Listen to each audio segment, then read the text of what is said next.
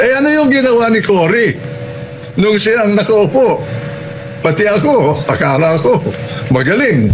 Pero nadismayado ako. First day pa lang ng aming cabinet meeting, dismayado na ako walang desisyon sa loob ng cabinet meeting. Daldalan. Ang nagpapalakad ng gobyerno noon ay si Joker Arroyo. Hindi si Cory.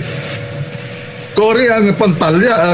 Siya lang ang presidente, pero hindi siya ang tunay na presidente. Ang executive secretary ang nagpapalakad ng gobyerno.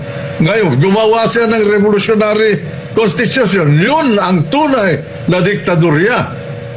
Tanungin niyo sila Justice Carpio kung ano talaga yun. Yun ang nagbigay ng power of dictatorship kay Cory.